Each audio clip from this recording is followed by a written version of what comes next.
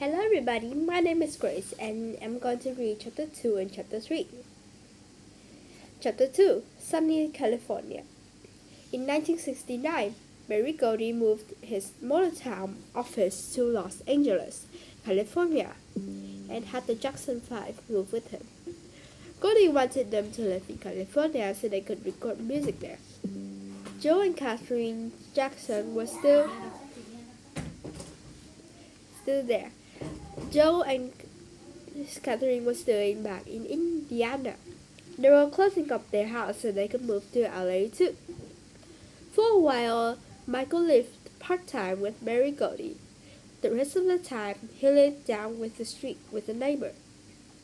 The neighbor was a famous singer named Diana Ross. Diana Ross was the star of a Motown group called the Supremes. She taught Michael about art and music and took him to museums and taught him how to draw. Michael loved Diana Ross. Living with her was one of the most special times in his life. He loved California too. It was almost always sunny outside. He couldn't believe there were oranges on the trees. He and his brothers went to Disneyland. Pretty soon, Barry Gordy brought the Jackson boys into his new recording studio. He had a song for them. It was called I Want You Back. Barry Gordy and the boys recorded over and over again. For weeks, Michael listened to every word Barry Gordy said, little by little. Michael was learning all about the music business, and he was learning from one of the best. Barry Gordy turned the Jackson 5 into pop stars. He gave them new outfits and new hairstyles. He had someone teach the boys how to answer questions from reporters. They were tested on answers. They were given lessons in table manners. Of course, that was easy for Michael and his brothers. Their mother has insisted on good manners all their lives. When I Want You Back came out in November 1965, it sold for about 2 million copies in 6 weeks. It was #1 hit, just as Barry Gordy had promised. The next 3 singles were #1 hits too. The Jackson 5 were stars, and Michael Jackson was one of the most famous ones in the group. They did television shows with Diana Ross. They signed autographs. They went on the Ed Sullivan Show, a famous Sunday night TV show. It was the same show where the Beatles had performed. They played concerts in huge arenas like Madison Square Garden in New York. Months of fans, screaming girls, crowded around Michael whenever he went. Michael loved performing. He was never happier than he was on stage. But he didn't like being crushed by fans. Sometimes, girls scratched his face by accident. It was scary. To avoid the fans, Michael and his brother sit in the hotel rooms almost all the time. They didn't have much freedom, but they did have a lot of fun together. They didn't have much freedom, but they did have a lot of fun together. They made fake phone calls. They gave the gold and hung up. They ordered room service meals for every other people's rooms. They held races in the hallways and had pillow fights. Michael loved to play pranks and practical jokes. His brother did too. Sometimes they dropped water balloons on people from the hotel windows. Now the Jacksons were rich enough to buy their own fancy house in California. Joe and Catherine bought a house not far from Hollywood.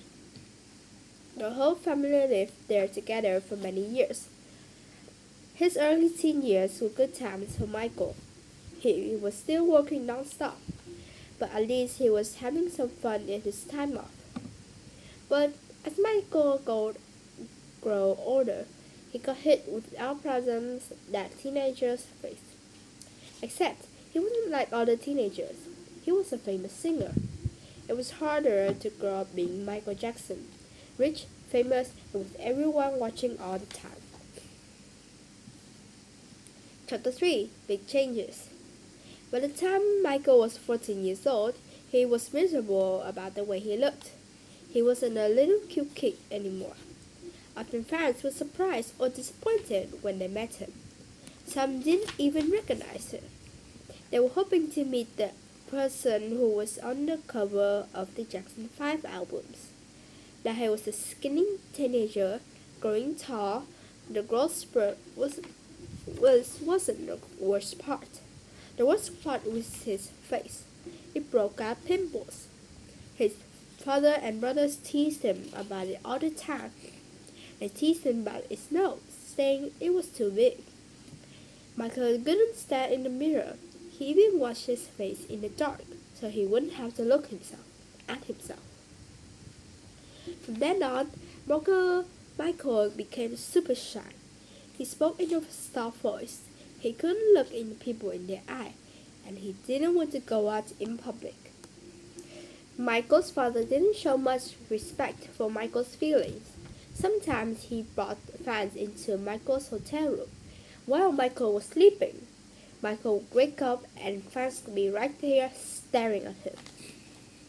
As time went on, Michael focused more and more on looking better. For Michael, that meant finding ways to cover up his face. Other things were changing in Michael's life too. As he got older, he wanted to have more control of his own music. He wanted to write his own songs.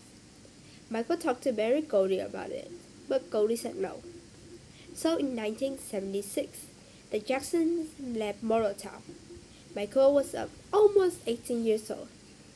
Joe made a deal with CBS Records for $3.5 million. That was a huge amount of money.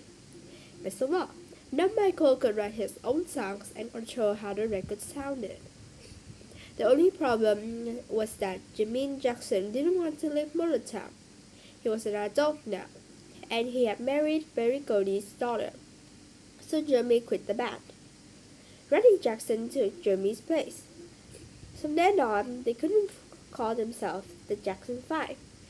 Motown owned the name, so they just called themselves the Jacksons.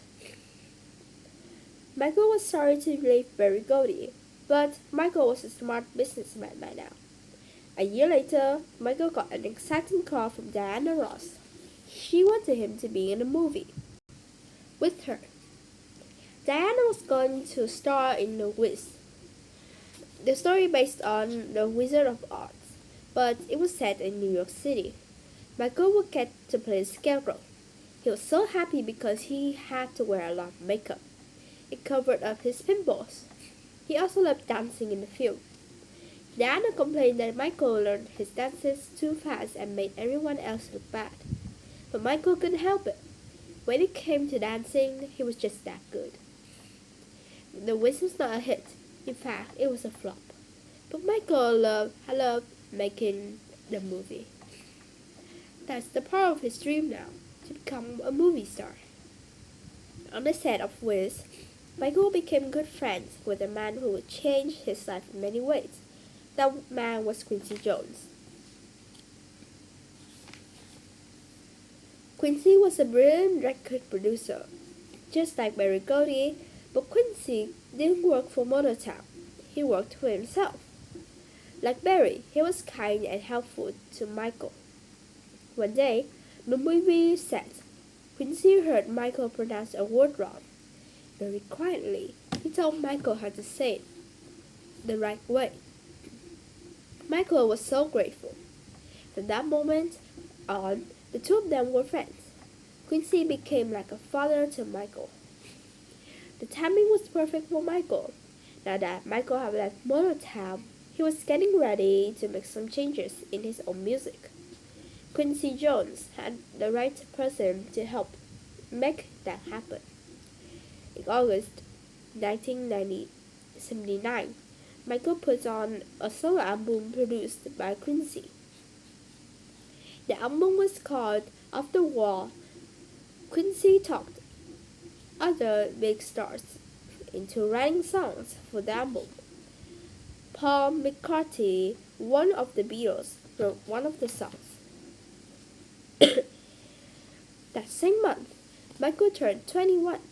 Now he was old enough to make all his own decisions. His first decision was a big one. He decided to fire his manager. But his manager was his father. Michael knew that his father had done a pretty good job for their family at first. He had created the Jackson 5 and brought them into Motortown. But Michael didn't want Joe ruining his life anymore.